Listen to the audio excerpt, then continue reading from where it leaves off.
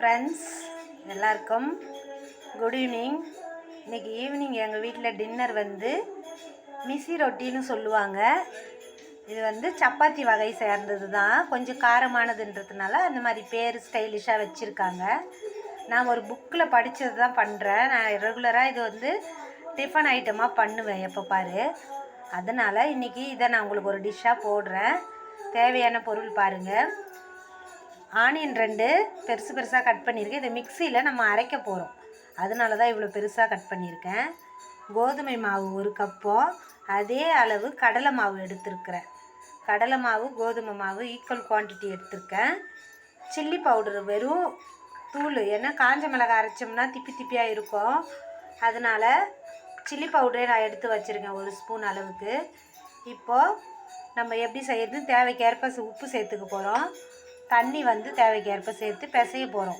First ஆனியனை ஒரு ஜாரில் நம்ம போட்டு அரைச்சிக்கலாம். ஜாரில் போட்டு நைஸாக ஆனியனை அரைச்சிக்கணும். இது வந்து இங்கத்தி டிஷ் இல்லை, பாம்பேலலாம் பண்ணுவாங்க. மிசி ரொட்டின்னு பேர் இதுக்கு. ரொம்பவே டேஸ்ட்டு ஹைலைட்டாக இருக்கும். இப்போது இதை மிக்சியில் அரைச்சிட்டு மாவு எப்படி பிசையணுன்றதை நான் சொல்கிறேன் பாருங்கள். வெங்காயத்தை நான் மிக்சியில் போட்டு அரைச்சிட்டேன். இப்போ வந்து மாவு ரெடி பண்ணலாம் வாங்க. ஃபஸ்ட்டில் இந்த கோதுமை மாவை இந்த பவுலில் நம்ம போட்டுட்டோம். இதுலேயே இந்த கடலை மாவையும் சேர்த்துடுறேன். தேவைக்கேற்ப உப்பும் சேர்த்துடலாம். நம்ம தூள் உப்பு சேர்க்குறேன் நான், இல்லை தண்ணியில் கரைச்சி கூட நீங்கள் விடலாம். உப்பு சேர்த்தாச்சு, சில்லி பவுடரும் சேர்த்துட்டோம். ரொம்ப எளிமையான டிஷ்ஷு, சூப்பராக இருக்கும். டேஸ்ட்டு அல்டிமேட்டாக இருக்கும் உங்களுக்கு டேஸ்ட்டு. இதுலேயே இந்த ஆனியனையும் அரைச்ச ஆனியனை சேர்த்துடலாம்.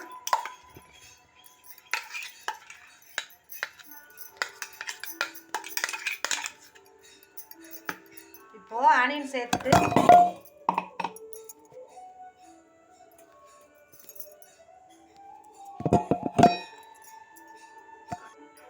இப்போது அந்த பவுல் வந்து சின்னதாக இருந்ததுனால இதில் கொட்டிட்டேன். நான் வேறு பாத்திரத்தில் மாற்றிட்டு இப்போது கொஞ்சமாக தண்ணி விட்டு சப்பாத்தி மாவு பதத்துக்கு நம்ம பிசைஞ்சிக்கலாம்.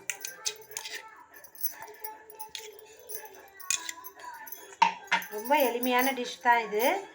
பாருங்கள், ஒன்றை போல் மிக்ஸ் பண்ணிக்கலாம். கை வச்சு கூட பிசைஞ்சிக்கலாம், ஒன்றும் தப்பு இல்லை. சப்பாத்தி மாவு போல் இதை ரெடி பண்ணிக்கலாம். உப்பு மிளகாத்தூள் சேர்த்துருக்கோம். கோதுமை மாவும் கடலை மாவும் ஒரே ஈக்குவலாக சேர்த்துருக்கோம்.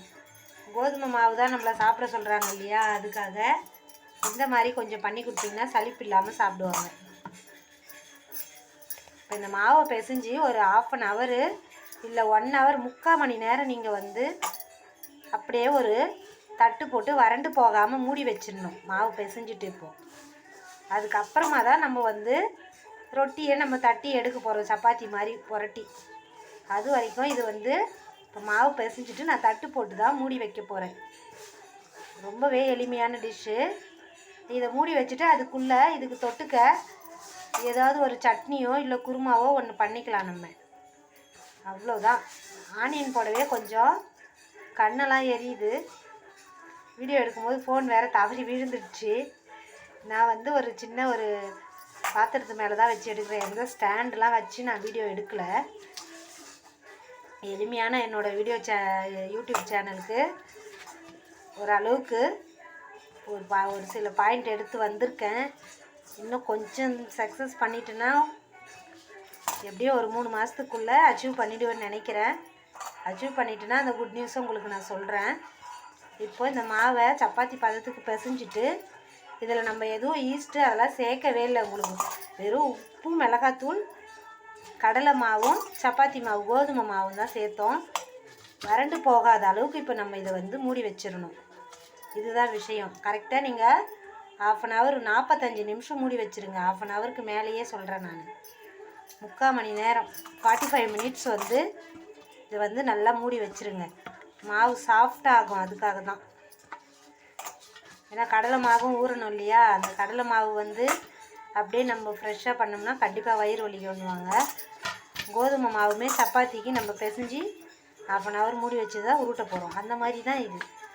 கொஞ்சம் ஒரு தட்டு போட்டு க்ளோஸ் பண்ணிக்கங்க. அப்படி இல்லை ஒரு துணி கூட நம்ம போட்டு அப்படியே மூடி வச்சிடலாம். நம்ம இவ்வளோதான். சப்பாத்தி மாவு போலேயே சின்ன சின்ன உருண்டையாக கூட பண்ணிவிட்டு நீங்கள் மூடி வச்சிடலாம். இதில் ஸ்பெஷலாக ஆனியன் சேர்த்துருக்கோம். அதுவே வந்து சாஃப்ட்னஸை கொடுக்கும் உங்களுக்கு. ரொம்பவே ஹெல்த்தியான டிஷ்ஷு, எல்லாருமே அதிகமாகவே விரும்பி சாப்பிடுவாங்க. அதனால தான் சொல்கிறேன். குட்டி குட்டியாக உருண்டை பண்ணிக்கலாம். நம்ம தேவைக்கேற்ப சப்பாத்தி மாவு எப்படி பண்ணுவோம். இது அந்த டிஷ்ஷு வந்து நான் படிக்கும் போது அந்த டிஷ் பேர் வந்து மிசி ரொட்டின்னு போட்டிருந்தது. வேடிக்கையாக இருந்தது அந்த பேரை படிக்கவே எனக்கு. சரி எளிமையாக தானே இருக்குது, ட்ரை பண்ணி பார்ப்போம் அப்படின்னு பார்த்தேன். சூப்பராக இருந்துச்சு. அதனால தான் இந்த டிஷ்ஷை இன்றைக்கி உங்களுக்கு என்னோடய சேனலில் ப்ரெசென்ட் பண்ணுறேன். என்னோடய சேனலை ஃபஸ்ட் டைம் பார்க்குறீங்கன்னா சப்ஸ்கிரைப் பண்ணிக்கோங்க. மீண்டும் மீண்டும் பார்க்குறீங்கன்னா எல்லோரும் என் சேனலுக்கு ஒரு லைக் போட்டுருங்க. அப்போ தான் நான் போடுற வீடியோ ஒவ்வொன்றும் உங்களுக்கு உடனே வந்துடும். பெல் ஐக்கானையும் கிளிக் பண்ணுங்கள். எல்லோரும் சொல்கிறாங்கன்னு சொல்கிறேன், எனக்கு அதை பற்றிலாம் எதுவும் தெரியாது பெல் ஐக்கான் எதுக்குன்னு. ஓகே, இப்போ உருண்டை பண்ணியாச்சு. ஒரு தட்டு போட்டு இதை க்ளோஸ் பண்ணிக்கலாம். வேறு சின்ன பாத்திரத்திலே வச்சுட்டு நான் மூடி வைக்கிறேன்.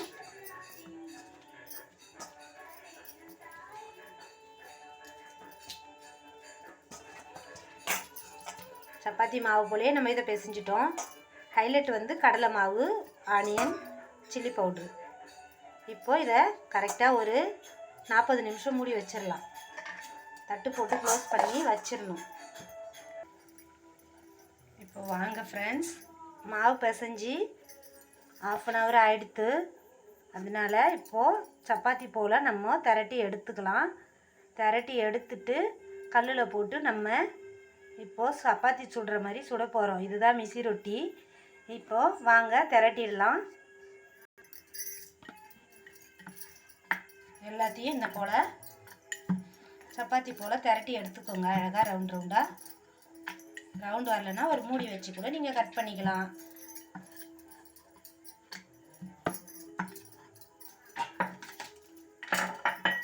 இதை போல் பாருங்கள், எல்லாத்தையும் எவ்வளோ அழகாக நான் திரட்டி வச்சுருக்கேன்னு. இப்போ பேனில் போட்டு எடுக்க வேண்டியது தான். வாங்க பேனில் போட்டு எடுக்கலாம். பேன் காஞ்சின்னு இருக்குது ஆல்ரெடி. நான் வச்சுட்டேன் பேன் அடுப்பில். இப்போது பேன் சூடேறிடுத்தும்.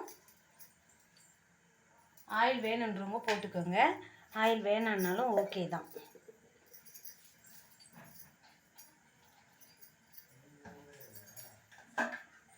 இதுக்கு வந்து நம்ம கோதுமை மாவு சேர்த்ததுனால நல்லெண்ணெயை அவாய்ட் பண்ணிக்கணும். நான் வந்து கடலெண்ணெய் யூஸ் பண்ணுறேன்.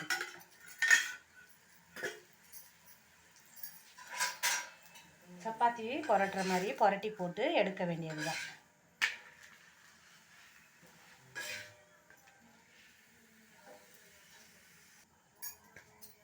பாருங்கள் ஃப்ரெண்ட்ஸ், மிசி ரொட்டி ரெடி ஆகிடுச்சு. எல்லாத்தையும் போட்டு எடுத்துட்டேன். வீடியோவோட முடிவுக்கு வந்துட்டோம். இப்போ மிசி ரொட்டி ரெடி ஆகிடுச்சு பரிமாற. வாங்க ப்ரெசென்ட் பண்ணலாம். பாருங்கள் ஃப்ரெண்ட்ஸ், ஆவி பறக்க பறக்க மிசி ரொட்டி ரெடி ஆகிடுச்சு. கூடவே சைட் டிஷ் வந்து குருமா பண்ணியிருக்கேன். சும்மா உருளைக்கிழங்கு போட்டு இஞ்சி பூண்டு பேஸ்ட் போட்டு வைப்போம் இல்லையா, சிம்பிளான குருமா தான் வச்சுருக்கேன். இதே மாதிரி நீங்களும் பண்ணி பரிமாறுங்க. ரொம்பவே சுவையாகவும் இருக்கும், சாஃப்டாகவும் இருக்கும். பாருங்கள், ஒரே விரலில் பிச்சு எடுத்துக்கலாம். ஆலு பரோட்டாவை விட இது ரொம்பவே ஹெல்த்தியும் டேஸ்ட்டும் சும்மா அல்டிமேட்டாக இருக்கும். பாருங்கள், இந்த மாதிரி நீங்களும் பண்ணுவீங்கன்ற நம்பிக்கையில் தான் இந்த டிஷ்ஷை நான் உங்களுக்கு பண்ணி காமிக்கிறேன். ஓகே, பாருங்கள், குழம்பு கூட இதில் நான் சேர்த்துட்டு சாப்பிட வேண்டியது தான். செம்மையாக இருக்கும், பார்க்கவே சூப்பராக இருக்குது. பாருங்கள், இதே மாதிரி நீங்களும் பண்ணுங்கள். தேங்க்யூ ஃபார் வாட்சிங் my video. Bye bye friends.